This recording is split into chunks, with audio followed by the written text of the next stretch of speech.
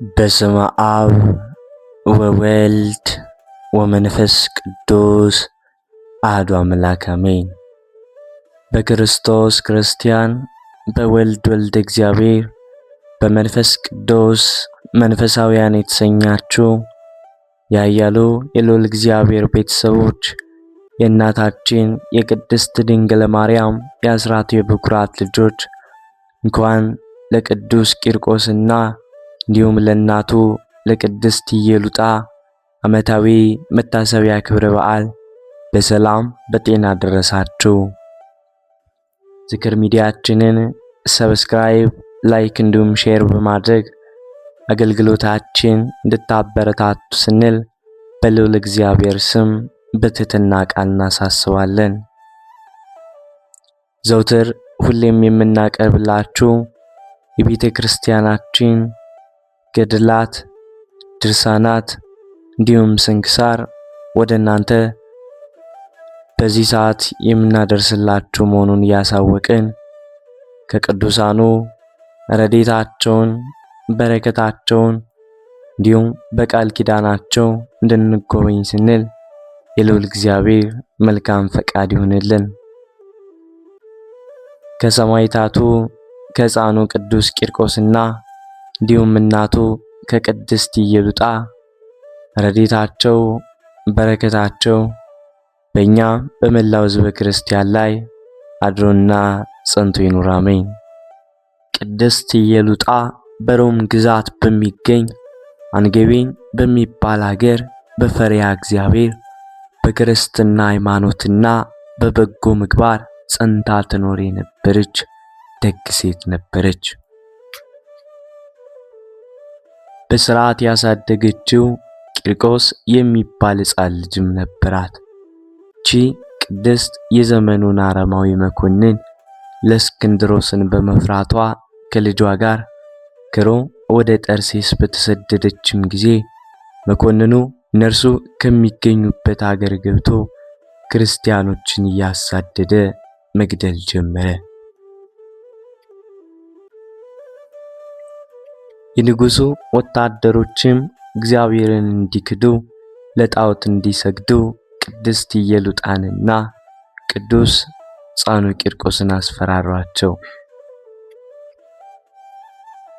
ቅዱሳኑ ግን ሃይማኖታቸውን ለመለወጥ ፈቃደኛም አልሆኑም ነበር።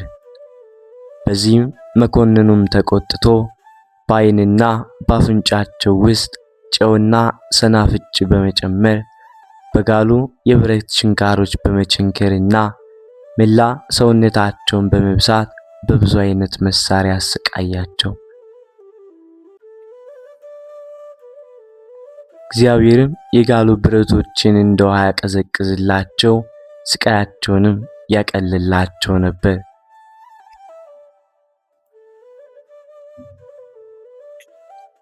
በሌላ ጊዜም በገመድ አስሮ ንጉሡ ሲያስጨንቃቸው ከቆየም በኋላ ራሳቸውን ከቆዳቸው ጋር አስላጭቶ እሳት አነደደባቸው። ዳግመኛም ከትከሻቸው እስከ እግራቸውም ድረስ በሚደርሱ ችንካሮች የነከራቸው። በዚህ ጊዜ የእግዚአብሔር መልአክ ቅዱስ ገብርኤል ከእግዚአብሔር ዘንድ ተልኮ ከስቃያቸው አድኗቸዋል።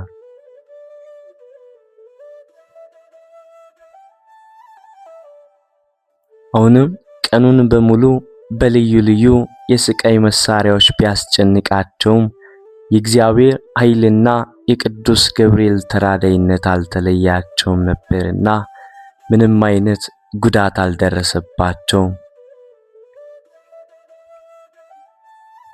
እንደገና በመጋዝ ሰንጥቀው በብረት ምጣድ በቆሏቸውም ጊዜ ጌታችን ከሞት አስነሳቸውና በመኮንኑ ፊት ድንቅ ድንቅ ታምራትን አደረጉ። ከታምራቱ መካከልም ሕፃኑ ቅዱስ ቂርቆስ የመኮንኑን ጫማ በጸሎት ወደ በሬነት እንዲቀየር ማድረጉ ተጠቃሽ ሲሆን መኮንኑ በታምራቱም ተቆጥቶ የቅዱስ ቂርቆስን ምላስ አስቆርጦታል። ጌታችንም ምላሱን አድኖለታል።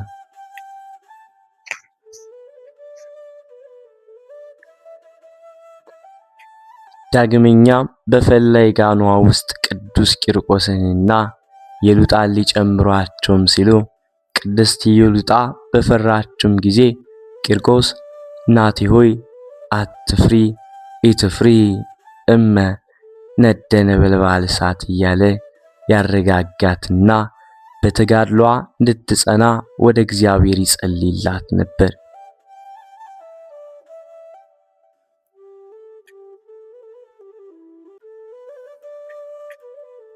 ከዚህም በኋላ ተያይዘው ወደ ጋን ውስጥ ገቡ።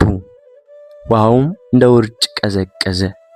ደግሞም ወታደሮቹ መንኮራኩር ባለበት የብረት ምጣድ ውስጥ አስገብተው ስጋቸው እስኪቆራረጥ ድረስ በጎተቷቸውም ጊዜ ቅዱስ ገብርኤል አድኗቸዋል።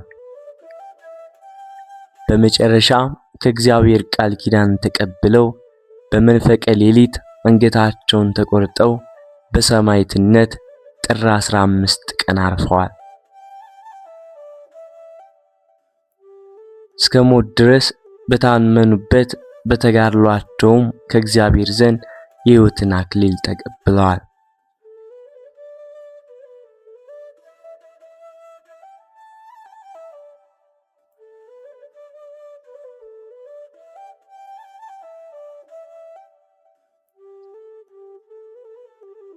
ቅዱስ ቂርቆስና ቅድስት ኢየሉጣ የዚህን ዓለም ጣዕም በመናቅ ሞት ቢሆን ሕይወትም ቢሆን መላእክትም ቢሆኑ ግዛትም ቢሆን ያለውም የሌለውም ቢሆን የሚመጣውም ኃይላትም ቢሆኑ ከፍታም ቢሆን ዝቅታም ቢሆን ልዩ ፍጥረትም ቢሆን በክርስቶስ ኢየሱስ ክርስቶስ በጌታችን ካለ እግዚአብሔር ፍቅር ሊለየን እንዳይችል ተረድቻለሁ በማለት ቅዱስ ጳውሎስ የተናገረውን ቃል በተግባር በማሳየት ለክርስቶስ ፍቅር ሲሉ ራሳቸውን ለመከራና ለሞት አሳልፈው ሰጥተዋል።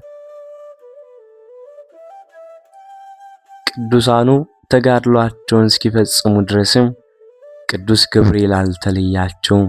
በቅዱስ ገብርኤል ተራዳይነት ቅድስት ኢየሉጣና ቅዱስ ቂርቆስ ብቻም ሳይሆኑ 11,004 ሰዎችም ሰማዕትነትን ተቀብለዋል። እኛም በሃይማኖታችን ምክንያት መከራ ባጋጠመን ጊዜ ቆራጥ ልብ ያለው እንደ ሕፃኑ ቅዱስ ቂርቆስ እናቴ ሆይ አትፍሪ እያለ እናቱን በመከራ እንድትጸና እንዳረጋጋትና ለሰማዕትነት እንድትበቃ እንዳደረጋት ሁሉ ዘላለማዊው የእግዚአብሔርን መንግሥት በአንድነት ለመውረስ እንድንችል አይዞህ እንባባል። በዚህ ዓለም የሚገጥመንን መከራ ታግሰን እስከ ሞት ድረስ በሃይማኖታችን ጸንተን መኖር ይገባናል።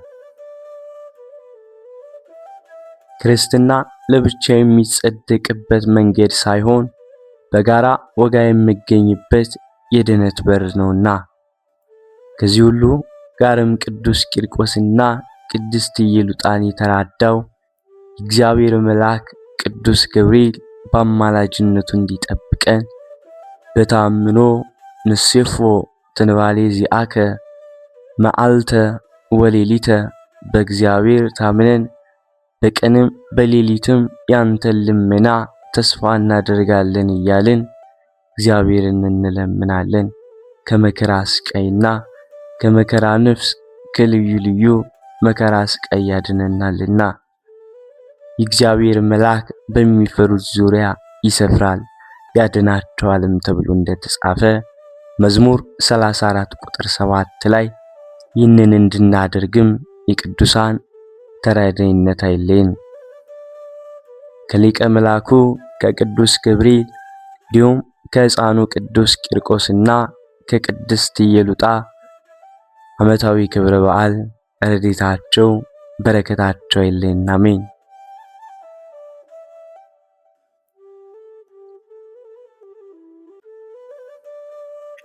ጥር 15 በዚች ቀን እውነተኛ ነቢይ አብድዮ አረፈ። ይህም ቅዱስ ነቢይ የሐናንያ ልጅ ነው። በንጉሥ ኢዮሳፍጥም ዘመን ትንቢት ተናገረ። እግዚአብሔርም ስለ ትንሣኤና ስለ ፍርድ ቀን በቃሉ ነገረው። ሁለተኛም ከእስራኤል ልጆች የሚሆነውን ከአሕዛብም ለቀሩት አጸናቸው፣ አብዝቶ መከራቸውም ገሰጻቸውም። ይህም ንጉሥ አካዝያስ ይጠሩት ዘንድ ወደ ኤልያስ ከለከላቸው። ሦስተኛ መስፍን ነው። ከእርሱ አስቀድመው የመጡ እነዚያ ሁለት መስፍኖች በኤልያስ ቃል እሳት ከሰማይ ወርዳ ከነርሳቸው ጋር ካሉ ወታደሮች ጋር በላቻቸው። ይህ ግን ወደ ኤልያስ በመጣም ጊዜ በፊቱ ተንበርክኮ ሰግዶ ተገዛለት፣ እንዲህም አለው፦ የእግዚአብሔር ሰው ሆይ ተገዛሁልህ። የእነዚህ የባሮች ሰውነትና የኔ ሰውነት በፊትህ ትከበር። በእግዚአብሔር ነቢይ ላይ ፈጽሞ አልታበይምና። ነቢዩ ኤልያስም ራራለት፣ ወርዶም ከእርሱ ጋር ወደ ንጉሡም ሄደ።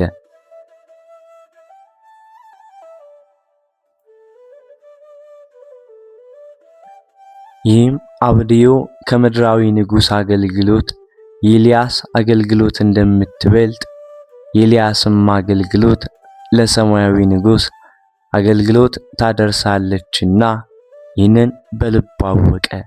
ስለዚህ ምድራውያን ነገሥታትን ማገልገል ትቶ ነቢይ ኤልያስን ተከትሎ አገለገለው። በላዩም ከእግዚአብሔር ሀብተ ትንቢት አደረበትና ትንቢትን የሚናገር ሆነ። የትንቢቱም ወራት 20 ዓመት ነው። ከጌታችን ሥጋዊ በፊት በ900 ዓመት በሰላም በአንድነት በፍቅር አረፈ። ለእግዚአብሔር ምስጋና ይሁን። እኛንም በከበሩ ነቢያት ጸሎት ይማረን ለዘላለሙ አሜን። በዚችም ቀን ዳግመኛ በሶርያ ሀገር ያሉ ክርስቲያን ወገኖች ቅዱስ ጎርጎርዮስን የዕረፍቱን መታሰቢያ በዓል ያከብራሉ። ይህም አባት በነፍስ በሥጋ በበጎ ሥራ ሁሉ ከወላጆቹ ጋር ፍጹም ነው። እርሱ እግዚአብሔርን መፍራትንና ትምህርቶችን ተምሮ አውቋልና የቋንቋም ትምህርት እጅግ የሚያውቅ የዮናውያንም ቋንቋ የሚያነብና የሚተረጉም ለቀና ሃይማኖትም የሚቀና ሆነ።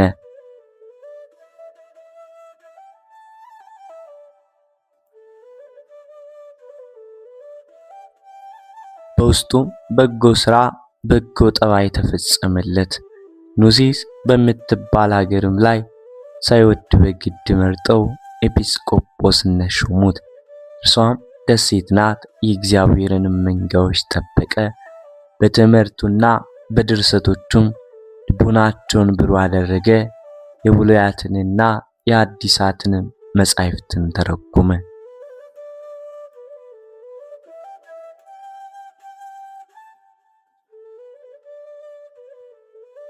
ጳጳስ ሆኖ ስለነበረው ስለ ከሃዲው መቅዶንዮስ በንጉሥ ቴዎድሮስ ዘመን በቁስጥንጥንያ ከተማ የ150 ኤጲስቆጶሳት የአንድነት ስብሰባም በሆነም ጊዜ ይህ ጎርጎርዮስ ከአባቶች ኤጲስቆጶሳት ጋር ሆኖ የሰባልዮስን ወገኖች መቅዶንዮስንና አቡሊናሮስን ተከራከራቸው። መልስ አሳጥቶም አሳፈራቸው። ስህተቶቻቸውንም ገለጠ። ይህም የካቲት 1 ቀን ተጽፏል። የዚህንም ክደት አስወገደ። በቃሉ ሰይፍነትም ንባባቸውን የስህተት አረግ ቆራርጦ አጠፋ። ከተሰበሰቡትም ጋር በሰላም ተመለሰ። እነርሱ በድል አድራጊነት፣ እነዚያም ካዲያን በኀፍረት ሆነው ተመለሱ። ወደ መልካም እርጅናም ደርሶ እግዚአብሔርን ደስ አሰኝቶ አገልግሎ በሰላም አረፈ። እነሆ በዚህ ወር ጥር 1 ቀን ከገድሉ ጥቂት ጽፈናል። ይኸውም በግብፃውያን ዕረፍቱ ነው። ለእግዚአብሔር ምስጋና ይሁን። እኛንም በጸሎቱ ይማረን፣ በረከቱም ከኛ ጋር ትኖር ለዘላለም አሜን።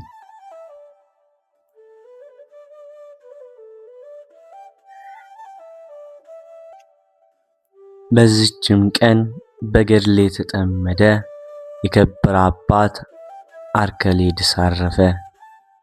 ይህም ቅዱስ ከሮሜ ሀገር ከታላላቆች ወገን ነው። የአባቱ ስም ዮሐንስ፣ የእናቱም ስም ሰንድሊቃ ነው።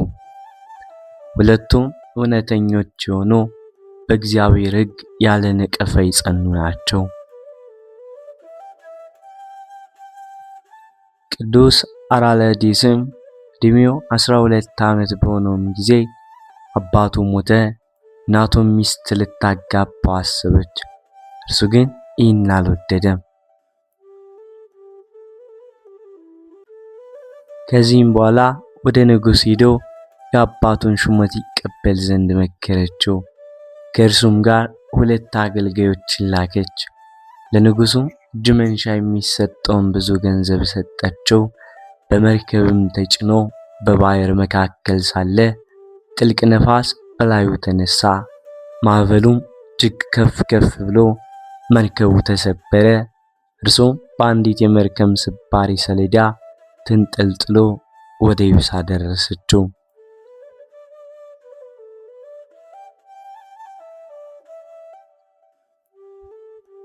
ከባህሩም ሲወጣ ማዕበል የተፋው በድን አገኘ። ተቀምጦም በላዩ ላይ አለቀሰ። የዓለምን ኃላፊነትንም አሰበ። ነፍሱንም የሚገስጻትና የዚህ የኃላፊው ዓለም ገንዘብ ምኔ ነው? ለአንቺስ ምንሽ ነው? ከሞትኩ በኋላ ወደ አፈር እመለሳለሁና የሚላት የሚገስጻት ሆነ።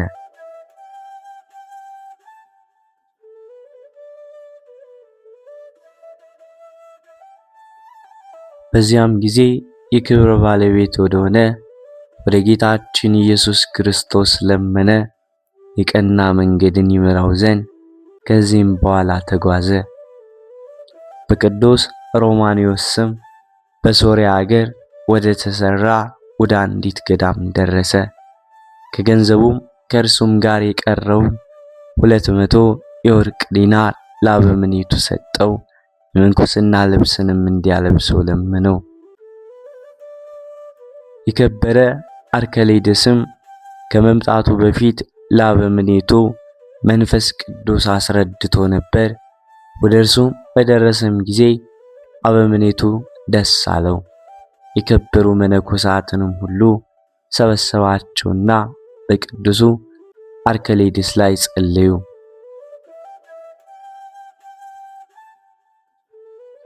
አበምኔቱም የምንኩስና ልብስን አስኬማንም አለበሰው። መነኮሳት ሁሉ በእርሱ ደስ አላቸው፣ የእግዚአብሔር ጸጋ በላዩ ተገልጣለችና። ከዚህም በኋላ የከበረ አርከሌድስ በጠባብ መንገድ ተጠመደ። ጽኑ ገድልን ተጋድሏልና ሁልጊዜ በየ7 ቀን የሚጾም ሆነ። በቀንና በሌሊትም ይጸልያል። እግዚአብሔርም ሀብተ ፈውስን ሰጥቶት በእምነት ወደ እርሱ የሚመጡትን ብዙዎች በሽተኞችን አዳናቸው።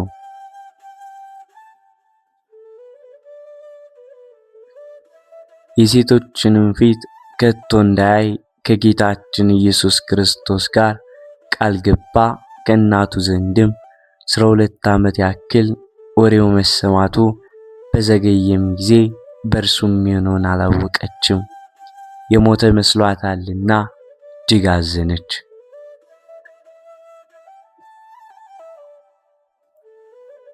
ከዚህም በኋላ የእንግዶችና የመጻተኞች መቀበያ የሚሆን ቤትን ሰራች። መንገደኞችም እንዲያድሩበት አደረገች።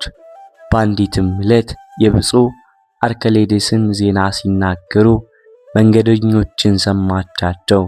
እነርሱም ቅድስናውን፣ ተጋድሎን፣ ምልክቶቹንም የመልኩንም ደምግባት ሰምታ ልጇን እንደሆነ አወቀች። ዳግመኛም መንገደኞችን ጠየቀቻቸው። ስራውን ሁሉ ነገራት፣ እርሱ እንደሆነ ተረዳች።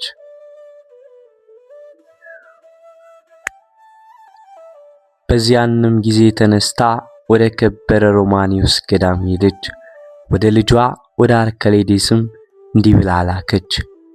ኖ ፊትህን አይ ዘንድ ወድጄ እኔ እናትህ መጥቻለሁ።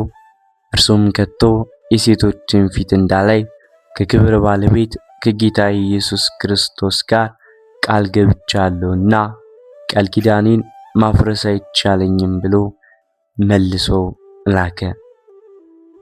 ዳግመኛ ፊትህን ካላሳየኝ እኔ ወደ ዱር እሄዳለሁ፣ አራዊትም ይበሉኛል ብላ ወደ እርሱ ላከች። የከበረ አርከሌዴስም እርሷ እንደማትተው እርሱም ለእግዚአብሔር የገባውን ቃል ኪዳን ማፍረስ እንደማይቻል ባወቀም ጊዜ ነፍሱን እንዲወስዳት ወደ ጌታችን ለመነ። ከዚህም በኋላ የበሩን ጠባቂ ወደ እኔ ትገባ ዘንድ እናቴን ተዋት አለው። በገባችም ጊዜ ሙቶ አገኘችውና በታላቅ ድምፅ በመጮህ አለቀሰች። ነፍሷን የሚወስድ ዘንድ ወደ እግዚአብሔር ለመነች። ልመናዋንም ተቀብሎ ነፍሷን ወሰደ።